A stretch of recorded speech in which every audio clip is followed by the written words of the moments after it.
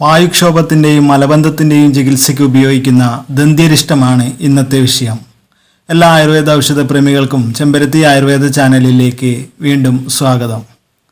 നാഗദന്തി, ദശമൂലം, ത്രിഫലത്തോട്, കൊടുവേലിക്കിഴങ്ങ് ഇവ കഷായമാക്കി അതിൽ ശർക്കര കലക്കി നെയ്തേച്ചു മയങ്ങിയ കുടത്തിൽ അടച്ചുകെട്ടി വെച്ച് 15 ദിവസത്തിനു ശേഷം അരിച്ചു ഊറ്റിയെടുക്കുന്നതാണ് ദന്ത്യാരിഷ്ടം തയ്യാറാക്കുന്ന രീതി. ദന്ത്യാരിഷ്ടം സേവിച്ചാൽ അർശസ്, ഗ്രഹണി, പാണ്ഡു, കുഷ്ഠം, മഹോദരം, കൂട്ടുവിഷം, പനി, വീക്കം, പ്ലീഹരോഗം, ഹൃദ്രോഗം, ഗുന്മം, ക്ഷയം, ഛർദി, കൃമി തുടങ്ങിയവ ശമിക്കുമെന്നും വിശേഷിച്ച് വായുവിന്റെയും മലത്തിന്റെയും തടവ് തീർക്കുവാൻ അധികം സാമർഥ്യമുള്ളതാണെന്നും അഷ്ടാംഗഹൃദയത്തിൽ പറയുന്നു. മൂലക്കുരുവിന്റെയും ദഹനക്ഷയത്തിന്റെയും ചികിത്സയിൽ മികച്ച ഫലം നൽകുന്ന ഔഷധമാണിത്. വായുക്ഷോഭത്തിനും മലബന്ധത്തിനും മൂലക്കുരുവിനും വളരെ പ്രസിദ്ധമായ ദന്ത്യാരിഷ്ടം എത്ര കഠിനമായ വായുക്ഷോഭത്തിലും അതുകാരണമായുണ്ടാകുന്ന വയറുവേദനയ്ക്കും വയറുവീർപ്പിനും മികച്ച ഫലം നൽകും. ദഹനക്കുറവ് അടക്കമുള്ള പ്രശ്നങ്ങൾക്കും ഛർദിക്കും ഫലപ്രദമാണ്.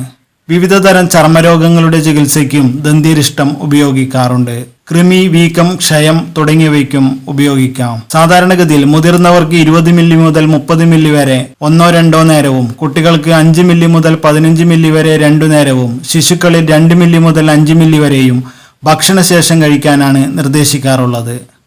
അമിത അളവിൽ കഴിച്ചാൽ വയറിളക്കത്തിന് കാരണമായേക്കാം എന്നതിനാൽ കൃത്യമായ വൈദ്യനിർദ്ദേശപ്രകാരം മാത്രം ദന്ത്യാരിഷ്ടം കഴിക്കുക. ഇതുപോലെ കൂടുതൽ ആയുർവേദ ഔഷധങ്ങളെക്കുറിച്ചുള്ള ശാസ്ത്രീയവും സമഗ്രവുമായ അറിവുകൾ ലഭിക്കുന്നതിനായി ചെമ്പരത്തി ആയുർവേദ ചാനൽ മറക്കാതെ സബ്സ്ക്രൈബ് ചെയ്യുക. സുഹൃത്തുക്കളെ പരിചയപ്പെടുത്തുക.